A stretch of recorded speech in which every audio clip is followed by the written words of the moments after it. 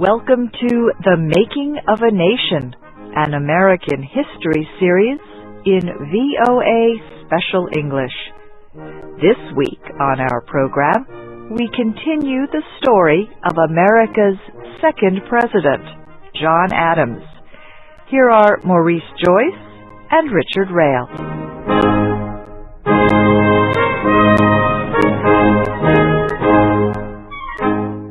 John Adams took office in 1797. He had served 8 years as vice president under President George Washington. Now, state electors had chosen him to govern the new nation. Adams was an intelligent man. He was a true patriot and an able diplomat, but he did not like party politics. This weakness caused trouble during his presidency, for during the late 1700s, two political parties struggled for power. He was caught in the middle. Adams was a member of the Federalist Party. As president, he should have been party leader. But this position belonged to a man who really knew how to get and use political power, Alexander Hamilton. Hamilton served as Treasury Secretary under President Washington.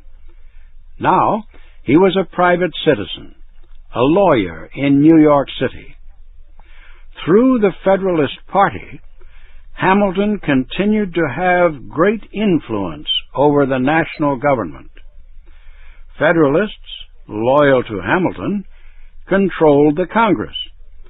Even President Adams' 3 cabinet ministers were loyal to Hamilton.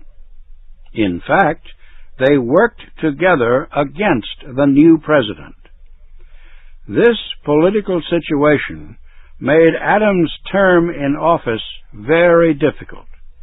Yet, strangely, it also led to the end of Federalist Party power. Two major issues marked Adams' presidency. One concerned foreign policy. The other concerned the rights of citizens. The first involved America's relations with France. Federalists in general were men of wealth and position. They did not believe in democracy ruled by the people. For this reason, they strongly opposed the revolution in France. They were horrified by the execution of the French king and queen. Federalists wanted an alliance with Britain. Over time, they demanded war with France.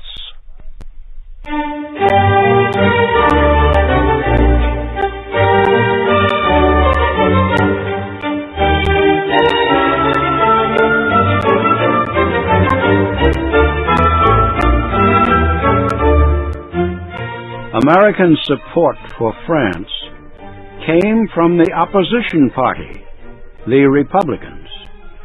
The leader of that party was the country's vice president, Thomas Jefferson. France helped America win its war for independence from Britain. The friendship, formed during the war, continued afterward when Thomas Jefferson served as minister to Paris. Relations began to turn bad as soon as he returned home. The man who replaced him openly supported the French monarchy, the losing side in the revolution. After the revolution succeeded, the new French government demanded that he leave.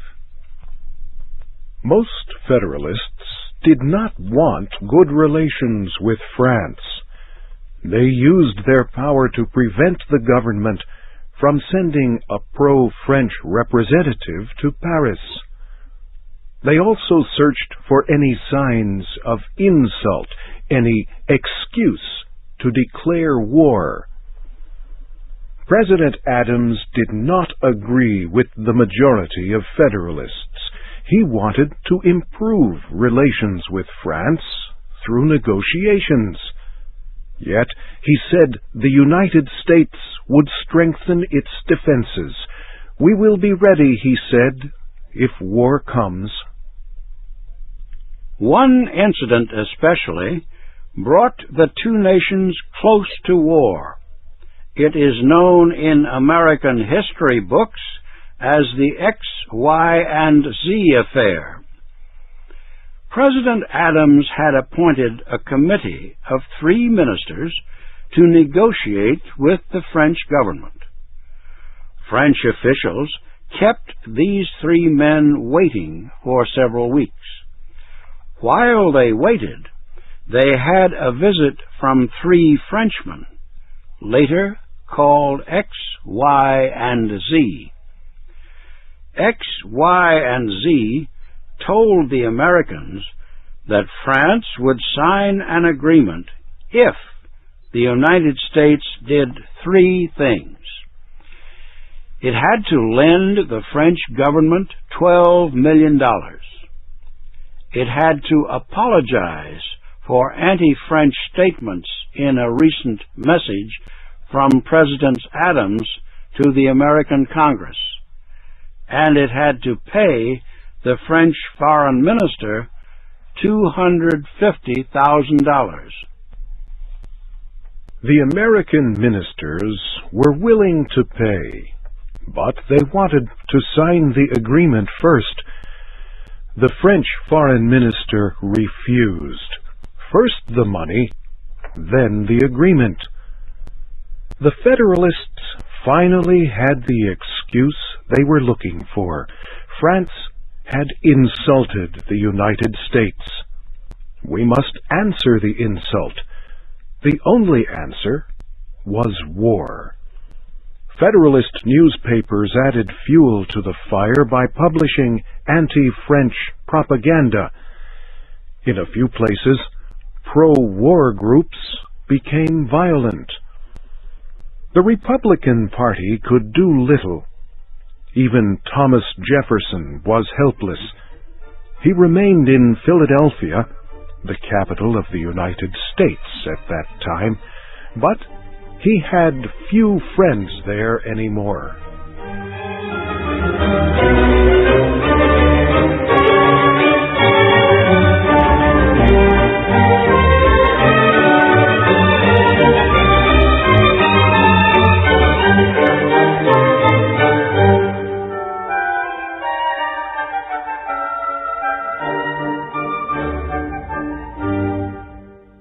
Congress quickly passed laws to create a permanent army and navy.